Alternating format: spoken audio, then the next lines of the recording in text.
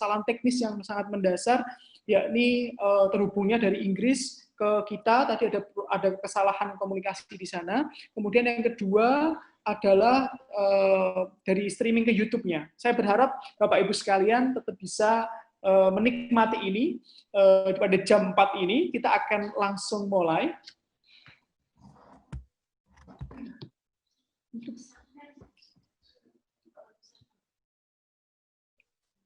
Kita akan langsung mulai materi kita pada sore hari ini tanpa banyak bicara lagi.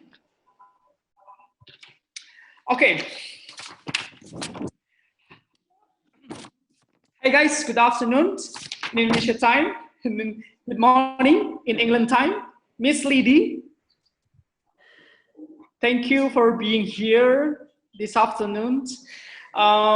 Today we are pleased to welcome Miss Hatna Lidi, a special guest from Surrey, England. Miss Lidi is a woman who concerned about the play therapy. She has been certified Spirit Play Therapy United Kingdom, or PDUK, and Play Therapy International. And then they graduated from the Leeds Packet University, England. Then she passionate about the children education, empowering women and helping people, which is so good. And sociologist since 2010. And she, as the volunteer in Asia, she visits some of the country like India, Indonesia, and we meet together there. So this is a very good time for us for communication again in there. Yeah. And today, she will be sharing with us about the play therapy, including the introduction and development in the practices in the pandemic. With that, I ask that you give your full attention to Miss Lidi and help me in welcoming her to the virtual stage. All right? Okay, let's get started. Miss Lidi, please. Thank you. Good morning, or good afternoon, everyone. I'm not sure. In here, we have, I think, 5 hours behind you, but I will start it. How much time do I have as Mr. Azmi? For about 30 and until 45 minutes. So still got 45 minutes? Yeah, still 45 minutes. All right. So I would like to, I'm not sure if you can see my PowerPoint. Okay. I will see. Screen.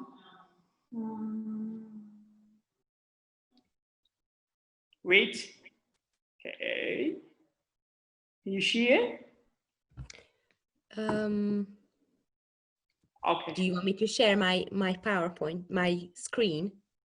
No, I already shared your the screen Okay. share. No, right. So I can't see my PowerPoint, but I'm just going to start talking about what I think it's important in play therapy. How did I end up studying play therapy?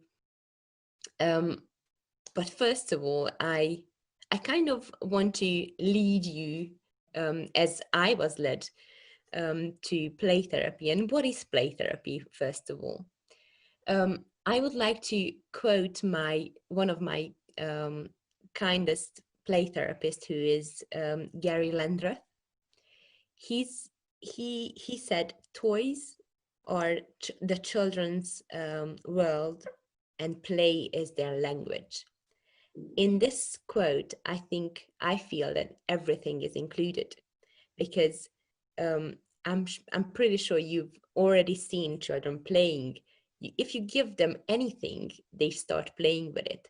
So this is how they start developing and exploring their world. So I would like to start telling you my experience, how I started seeing children playing. back in 2008, I was a nursery school teacher, and one day I noticed one of my little boy starting playing quite violently, and I was just observing him. What was he doing? And he said to his little friend that he must go and kill the chicken. And in his play, it was a lot of anger and a lot of violence. So I went to the director of the nursery and asked the background of the child, and he said he's been coming from a really poor family, first of all, but the family structure is kind of really bad because the dad is abusing the mom.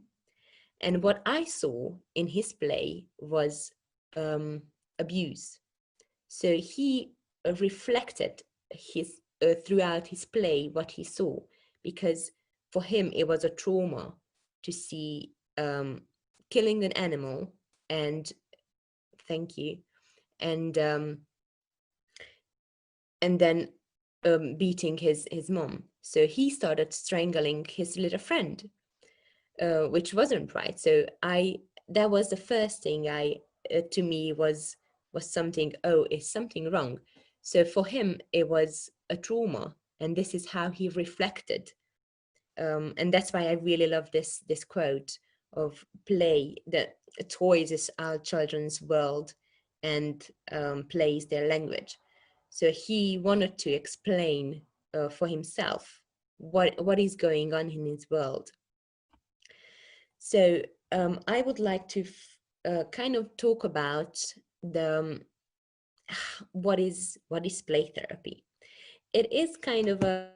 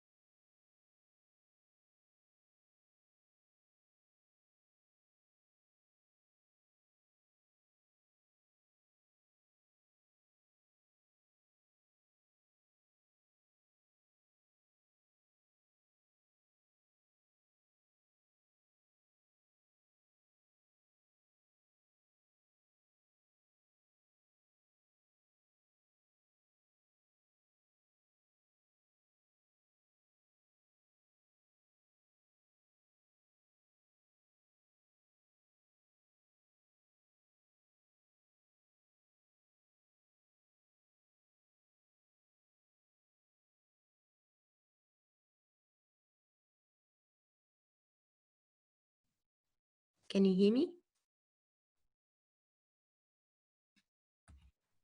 I cannot hear anyone else, but I'm just gonna carry on because I don't know. Can you hear me? Okay. Can you hear me? Okay, now it's fine. All right, so I'm gonna continue with I'm on the fourth slide. If you can follow me. Okay. I'm on the fourth. Or you want to share a screen by yourself because or it's okay if you want to share a screen by yourself or me to follow you. I'm not sure how do they see me, or because if I'm gonna share my screen, they won't be able to see me. Okay, I will follow you. Okay, go ahead, Lily. All right, so one more further down. Yeah, one more slide. Yeah, so I'd like to talk about the introduction of what is play therapy. It is a kind of counseling and psychotherapy which uses children to explore their world, especially children to prevent or resolve psychical challenges. Why do we say is that a child is natural medium to learn, to communicate, or to explore their world? Is because that is the first thing this is how they explore their world. This is how they start developing. So that's why we say it's natural medium. And it is also really important for them to kind of feel safe and trusting, in to kind of work in a trusting and safe environment. Shall we go further down? So what is play therapy? Is through therapeutic play, children learn to cope, to communicate with others, explore feelings. Sometimes when you see children playing, they only want it for themselves. So they express their feelings of, it's just mine. I don't want to share with anyone. It is just mine. Modify behavior, which will help to modify their behavior, develop problem-solving skills, learn variety of ways to relating to others and master therapeutic experience like physical, emotional, or neglect, even bullying. I'm not sure if you understand bullying. It's kind of a different type of abuse. Their act of our or expresses their unconscious feelings. So whatever is inside them, they that's what they bring into the therapy room to resolve their own problems, learn about themselves and their relationships between the world and themselves. So a little bit of history, shall we go further? A little bit of history of about play therapy. In an early 1900, Melanie Klein and Anna Freud included play into their therapeutic psychotherapy. So what does it mean? Before, they just they only talked about it. They couldn't actualize it. So play helps them to kind of show the way, because when my clients comes to the therapy room, they always pick up those things what calls them. So if someone is angry, then they might pick up a weapon or started playing rustling. Or if someone is too shy, they it happens that a client came into my therapy room and for 50 minutes she wouldn't talk. That's what she needed. This was her own time. Because think about it, when you have a really hectic family, you and you're a little girl or boy, and you only want quiet and a safe environment, but instead it's always fighting, it's always chaos, and there isn't a time when you can just slow down and have your own time. So this little girl came to my therapy room, and she wouldn't talk for the beginning, but then she would just stay in a corner and would not say a word. And to be able to feel safe in that therapy room, she when she saw I'm not pushing her to talk about anything, I'm not pushing her to do something, so she started to open up. And at the end of probably I was working with her 12 or 13 weeks, and by the end of it she was talking to me. She started sharing her feelings about her family life back home, that she hates when her father shouts at her mom. So it is working really beautifully. You just need to be patient, and you need to focus on the client, on the child, what is really important for them. That's why it's always it's child-centered. So back to the history of play therapy, how did it started? So Klein, after Anna Freud passed away, and he carried on, and also Carl Rogers picked up on this work, what they did before, and he established a model, a new model of psychotherapy, which is a client-centered. That's what I was just telling you, that the therapist doesn't say what the client should do or should not do.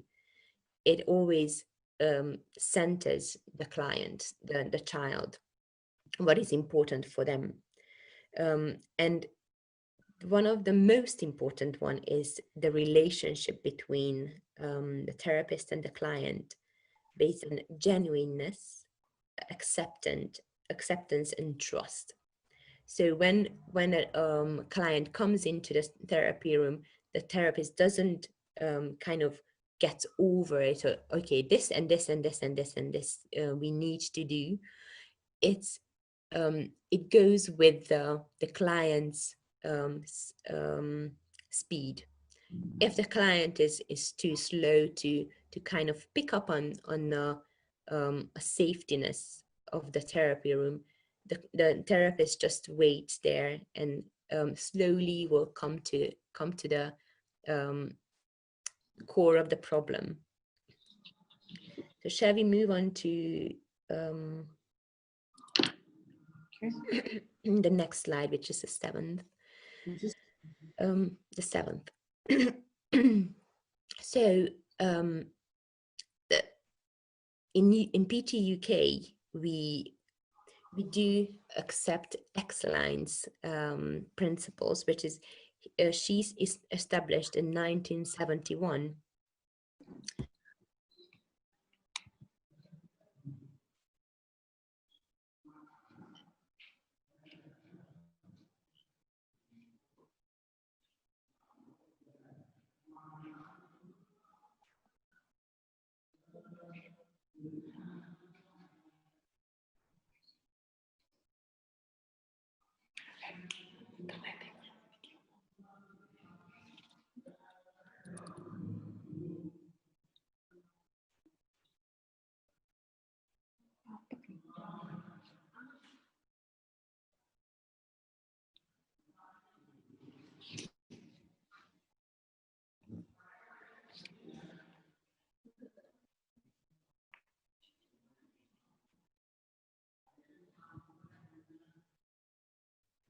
Can you hear me now?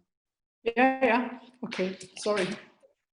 No, it's okay. The connection is really good. So I was talking about X-Line, who helped us to develop the non-directive play therapy in 1971.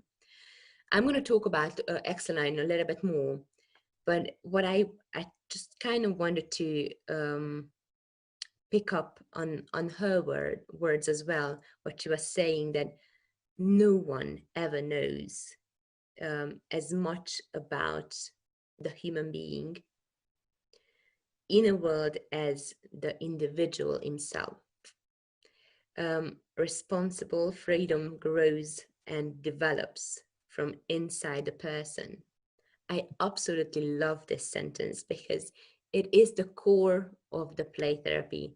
No one ever knows better what is good for yourself. My clients knows this as well, and they kind of brings it to the therapy room, and the therapist is all we need to do as a therapist to kind of pick up on this and believe that the child is able to solve their own problem. All we need to do is just hold them to go through this hard time. And so it is non-verbal, primarily a non-verbal approach. What is the age? Who can come?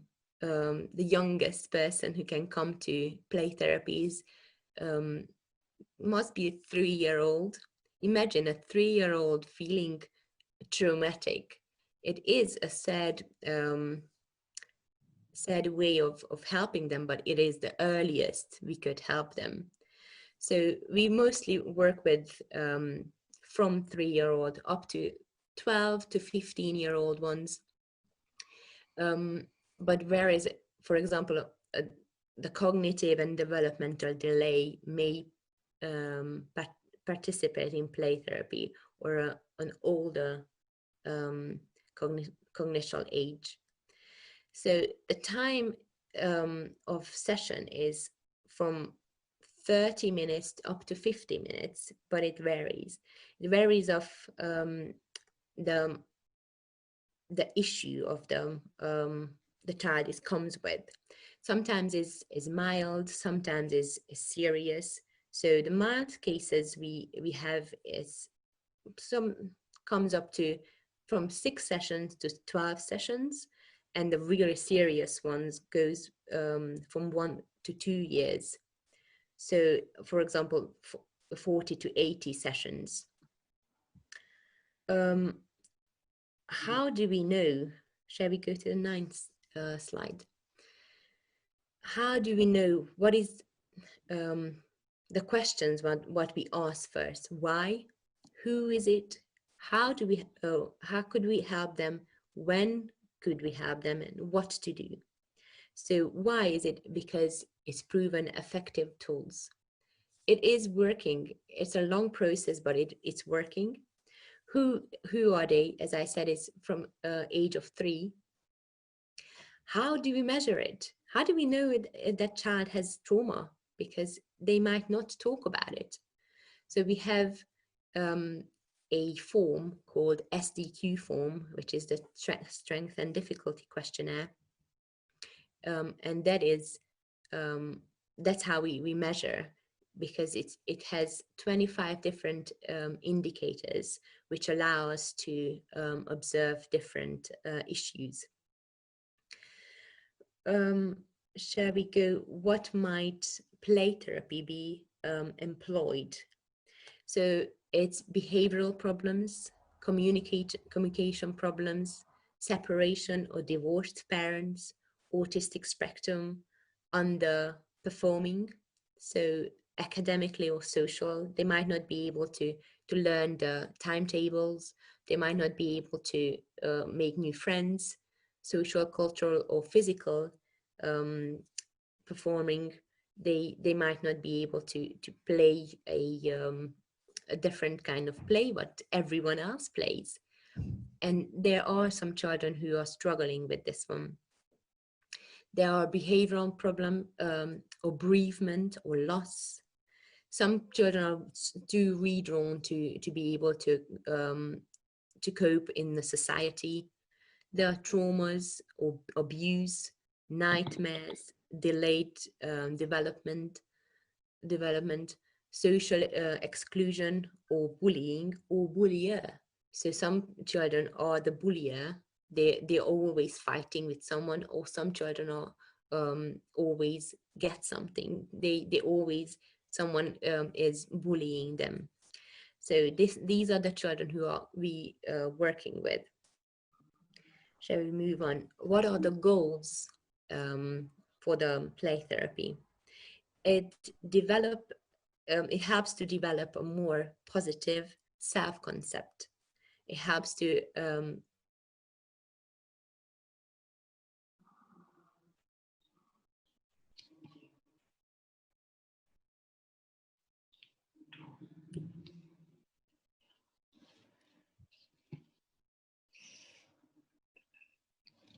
experience a feeling of control, become sensitive to process of coping, develop an internal source of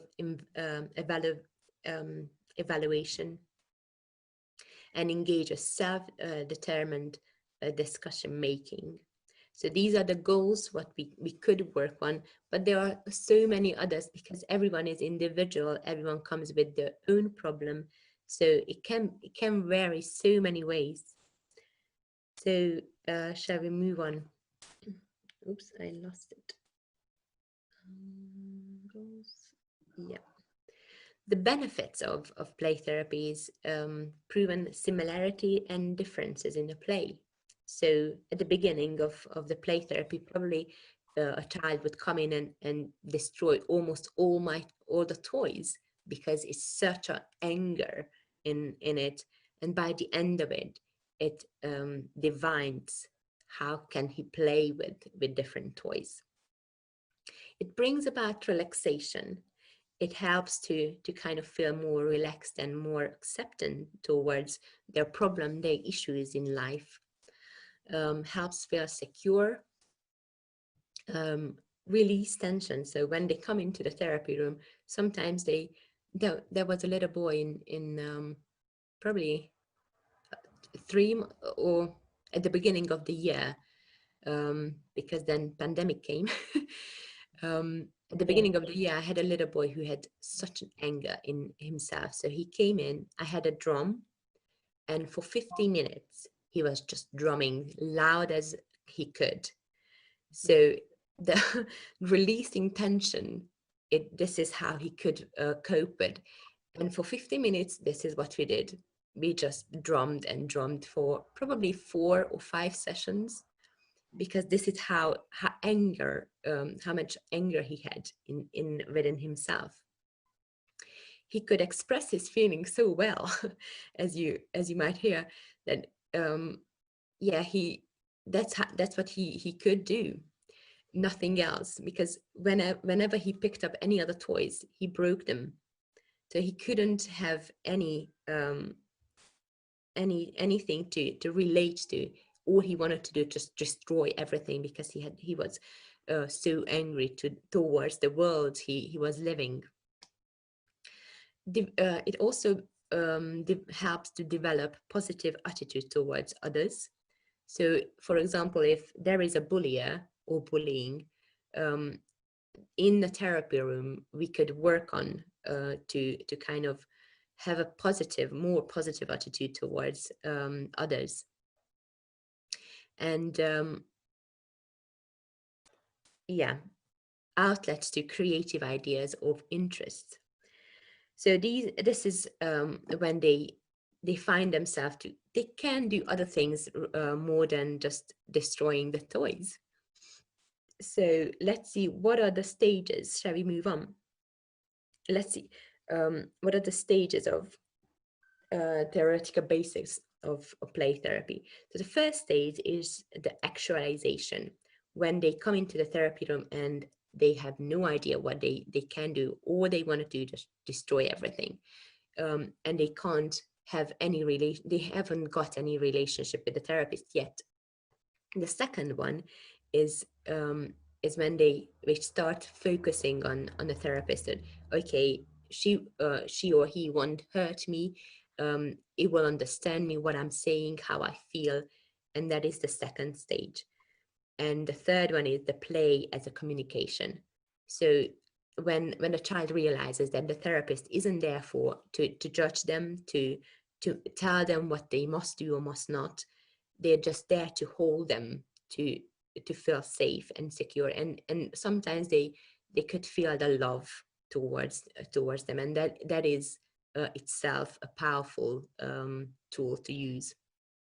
And they start playing as a communication. So they start acting out what is their problem.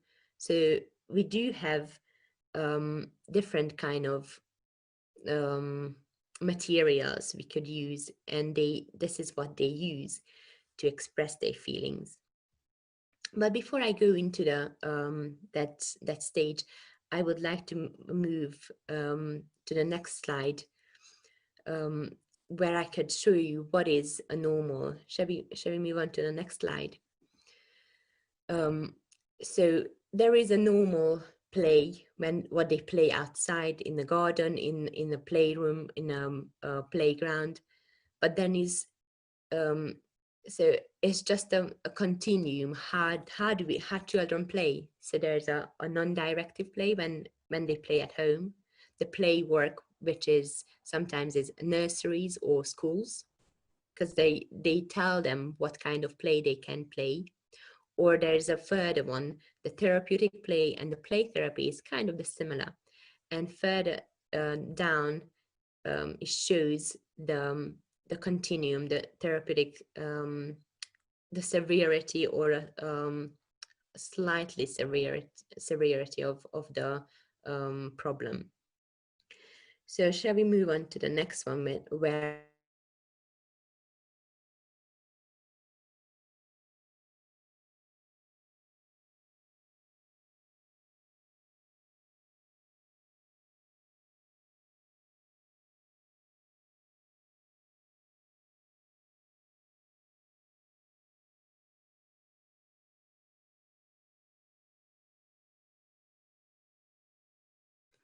is basically I would like to show you the strength and difficulty questionnaire, which we always use.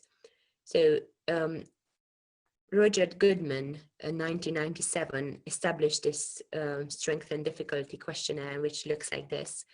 And it has 25 items which defines to 5 different domains, which is emotional, conduct, hyperactivity, peer, and pro-social behavior. So what we do, we give this questionnaire to the parents, to the teachers, even to the children who would want to come to the therapy room. And this is how we measure them, the severity of the problem. Because there are the questions, what we ask has a different meaning to us, and that's how we measure. So at the end of they will get some kind of numbers which we add up, and there is a continuum of how severe is their problem, and it is shall we move on to the next one? It is sometimes 74 to 83%. I think you went one further up, too far. One back, please. So the effectiveness of the therapy is maybe one further down. The effectiveness of the therapy is quite that's fine, quite important, because it's from 74 to 83% of the children who come to play therapy has shown positive change. So how effective is, in the other way, the psychological issues, which is such as shyness, anxiety, stress, or poor communication, or behavioral problem, which is aggression or poor motor coordination, self-harming, or attention difficulties, resolving responses to family and relationship problems, which often is a problem, such as family violence, parental separation, attachment disorder, trauma, or even abuse within the family. Educational issues is such as poor organization skills. So whenever the child goes into the classroom, he's unable or she's unable to stay still, to focus on the teacher, or to understand what they say. So let's move on to the next slide. Oh, it was here. This is what I wanted to show you. The 74% and 83% of shows positive changes. Okay, so shall we move on to the next one now? So here's Exceline's principles, which I would like to show you as a non-directive play therapy. So the therapist itself is accepting, and the therapist must develop a warm and friendly relationship with the child. Otherwise, they won't start trusting you. And the therapist must accept the child as is, or he is, or she is.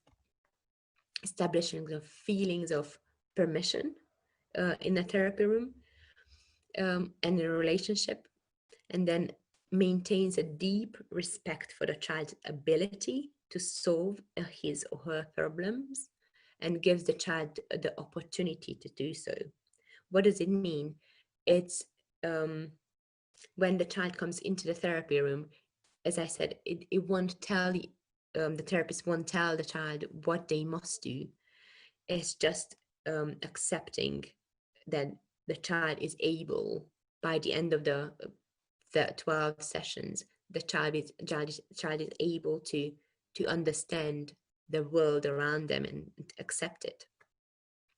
And as Exeline says, the non-directive play therapy does not hurry the therapy along. So if they signed up for 12 sessions and it wasn't enough, it wouldn't say, okay, I did my 12 sessions, I won't see you further, because the therapist must be able to see the problem itself and continue.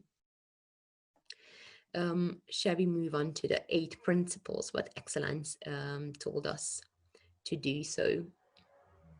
So it's a warm and friendly relationship, accept as it is.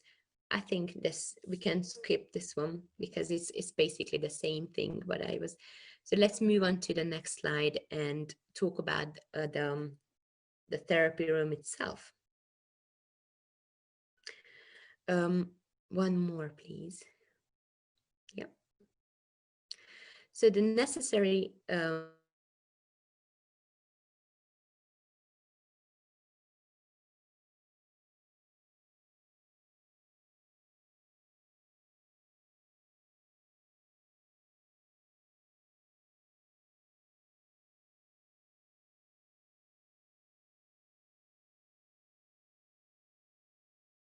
so that means no one should enter the room while we have the therapy sessions. Within the room, there's a wide range wide range of expressive tools and toys. Shall we move on? Then toys include craft materials, dress-ups and masks, musical instruments, as I mentioned earlier, puppets, toy animals, toy weapons, and military characters, superheroes, books, vehicles, building blocks, dollhouse and dolls, parachute, and so on. So there's such a big range of things. At the end of this slide, I mean this PowerPoint, I would like to show you a video which demonstrates how does it look like, the therapy room, or what do we do? I'm not sure how much time do I have as me. Then another 5 more minutes, 5 more minutes. Okay. So shall we move on to the next one? Yeah, maybe shall we move on this one as well, further down, which I already talked about, the safe room, where there's just a bit more, please. I would like, this is the one, the tools. So we have art and craft, which helps the children with creativity and creativity, the creative visualization with understanding. The purpose of it is understanding and thinking. The drama is a social relationship where they can act it out. What is the problem? The dance and movement is the physical purpose of how they allow themselves to actually move. They have the freedom of moving. The music is the communication, which I mentioned earlier, when the little boy came in and for 50 minutes he was just drumming. That was his the type of communication with me. Puppets and masks are also carrying out of self. So puppets, it can hide behind the puppets or the masks and can become someone who is too shy to become, probably. So this is the caring of self. The storytelling is the moral and spiritual development. So it can, throughout stories, can understand or can relate to one of the characters. And also we have a sand play and sand world, which emotional, so it can bring into the situation, and sometimes they allow the therapist to actually be present in their own emotional problems, which is really nice. So the next slide is kind of a little picture of the stages, one throughout the play therapy. So at the beginning, sometimes it's so chaotic, it's so, they don't know where to start, so they bring everything into the sand play, and it's just there. So probably after the 7th or 8th therapy sessions, they started to kind of, as you can see, they created something. There are people, there are trees and different things. And by the end of it, sometimes it's even, it happened that it was nothing. So he managed to understand what is going on around him, which is really important. So the next stage, I kind of want to go through quicker because it is only the stages of how do we start the play therapy. So there is an initial meeting with the parents and the child, because they should feel safe when they come into the therapy room, because they don't know the therapist, so they come with the parents to feel safe. And that's when they sign the paper, that's when they sign the fill up the SDQ forms. And then the next slide is about talking about during the play therapy sessions, what can come out and how do we cope with it. So I would like to, once I finish, I would like to ask you to ask me what do you think, what is going on. So shall we move on to the kind of the last, the final thoughts from me, and then show the videos to everyone. Can you? So my final thought would be, yep. I would like to finish with this one, that I am really passionate about humanity, and especially children drives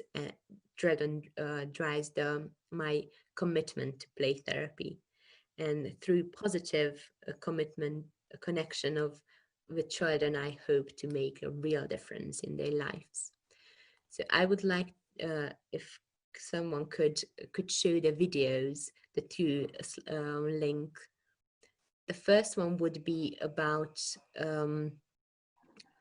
talking to parents and what is the real play therapy, and the second one would be an example, what is going on in a therapy room. Okay. Can I play the video? Mm-hmm. Yes, thank you. This? Yes. The joy of play therapy is that the way that children express their feelings best and explore them is through play. So I won't be expecting Jack to explain anything. He won't have to tell me in words what he's thinking or feeling. It's through the play, through the stories that he makes up, through the relationship that we build up through the play, that he can show me and demonstrate what is going on for him without having to verbalize it.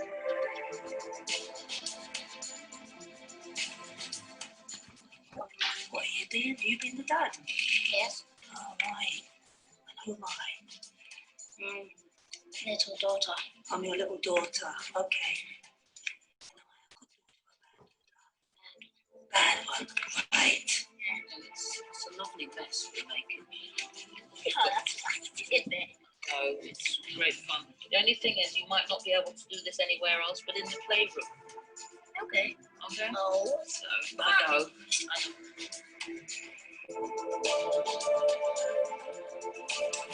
And do you another way of coming to see me.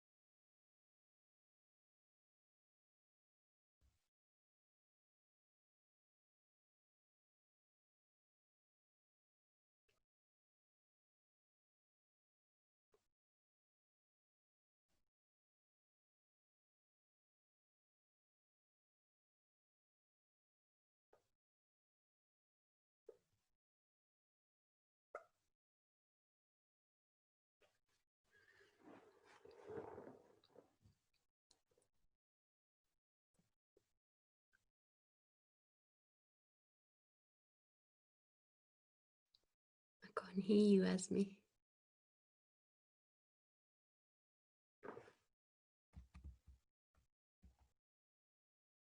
I can't hear you. Oh yeah, now. Okay. Can you hear me? Yeah. Should I play for the next video or what? Yeah. Next video? Yes. So they can understand what is going on in a therapy room. All right. It's just a demonstration, though. Yes.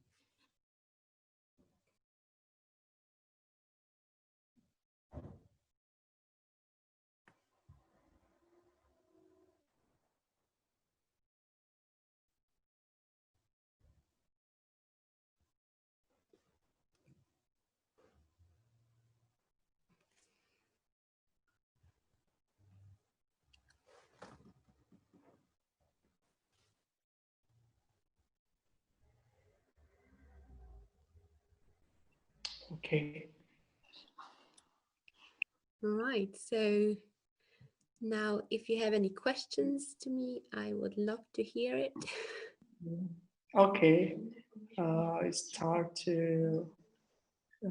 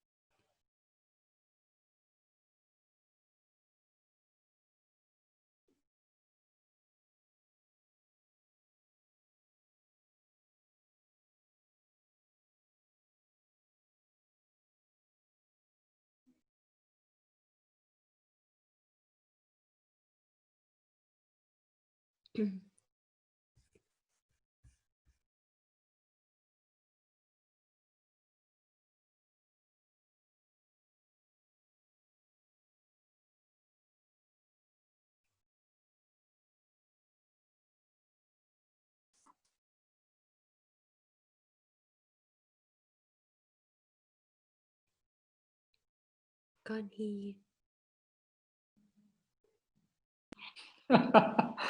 Okay. Okay, thank you very much for the presentation.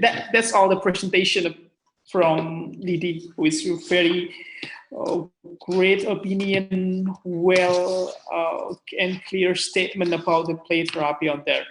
Now it's time for the Q&A, or question and answer.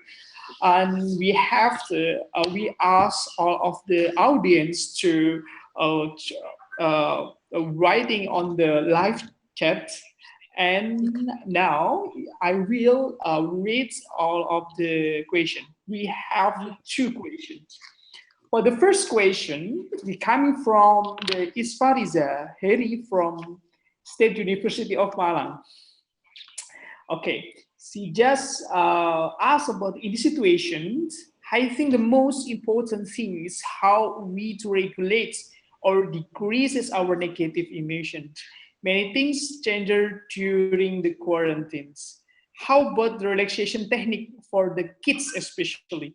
I mean, like we know, not as the counselor, we often using the relaxation therapy for people, but special for the kids, how it can be effective enough for the how to say, like a decrease or the negative emotions. Yeah, thanks for the question. It is really hard. So before the pandemic started in March, I had four clients I was working with, and I feel we had started a really good progress, but because we had to stop, I couldn't see them, and it is now decreased. And we would, once I'm back in school or in my therapy room, I would have to start everything again, because the relationship would it's subconscious that they don't trust the therapist anymore, because they don't understand what is pandemic. They don't understand why we stopped the therapy. It for them is like kind of another loss, because they started building up this relationship with the therapist. They started um, trusting them, and and then suddenly nothing happens. So it is a big problem for as a play therapist, because we will need to start over again with probably more severe problems than before. So I'm not sure if I answered the question, Yeah. but yeah. Yeah, this so okay. I get the point that I think the kids maybe didn't understand about the situation, No. the real situation like this. So we need to make the special approach for the child of the kids, so they can to make it some relaxation of that. Yeah. Okay. That is very clear. Are you ready for the second question? Yes. All right. The second question is just like a quiz, right? It's not a quiz. It is. So sorry.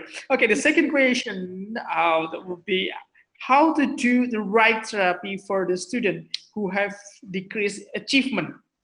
I mean, Decreased achievement like achievement. the rank system, right? For the failure of the maybe the motivation for the learning like that. Mm. So, as I mentioned earlier, it's absolutely child-led. So, we want kind of write down before we enter the therapy room. We want to write down what the child should achieve, even if, oops, oh yeah, sure.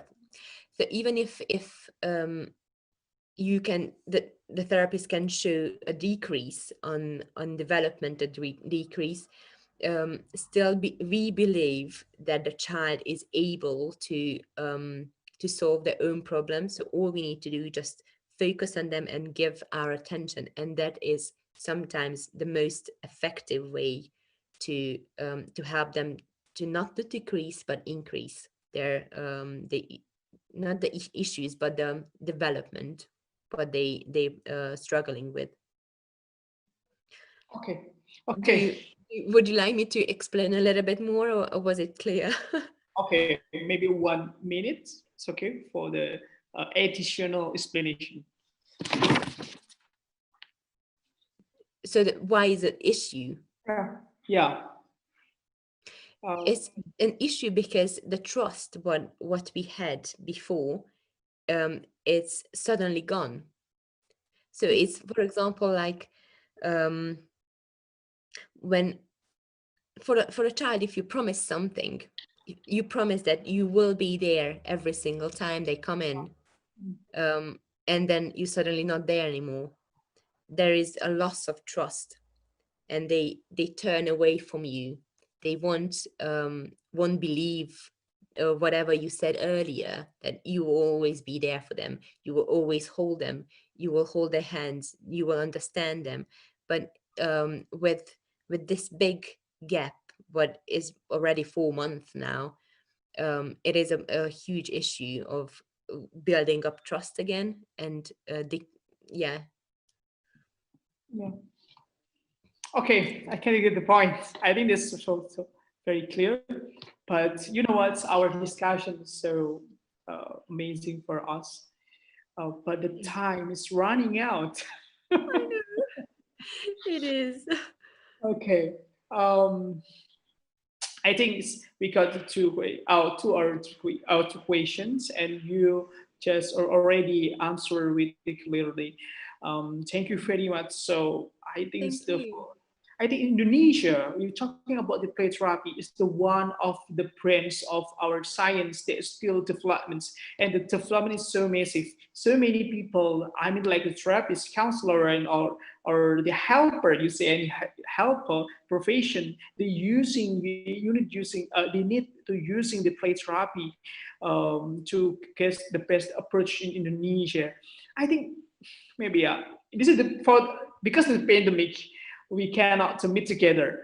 I think for the next program we can join in the another program with the similarity like this, but I think you need to come directly to go to Indonesia, and and I try to make some the workshop, okay, like a workshop so about the play therapy. that will be very interesting for us, Yes. a person, or the helper and counselor in Indonesia. I think that's one of very good idea. I think It is that, a really good idea. yeah. Okay, Sweetie, thank you very much for your time, for your Thank energy, you for for your inviting me. explanation about the chip play therapy. So appreciate for that. Thank you very much.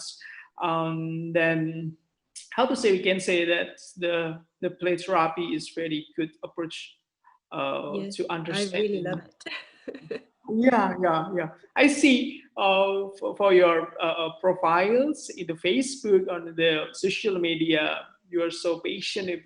I see that you very have a passion about the play therapy. Thank you very much for your time. Thank you so much for everyone Thank you listening so to much. me and your time as well. Okay, thank you. I'm so sorry if our committee, including you, all of the audience in YouTube, I'm so sorry that our Thanks for your committee, patience. we're facing the technical problem on there. We are so sorry about that. But in the end of the process, we just want to share about the how to say, like, the developments for the play therapy in, especially in the England, or the United Kingdom on there. And we got a very clear, how to say, like, the picture, this Mm. the picture on the coming from the England. Thank you very much, Lady. Thank Appreciate you. that. Yeah. See you soon. But you want to goodbye? Have a lovely day, everyone, or evening. Yeah. Thank you. Bye bye. Bye. Okay. You can leave the meet. Okay. Thank you.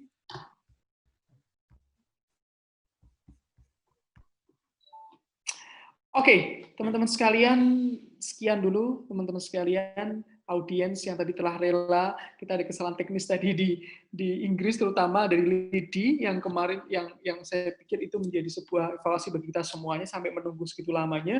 Tapi alhamdulillah beliau sudah bisa share materinya, dan saya yakin teman-teman sekalian kami semua akan share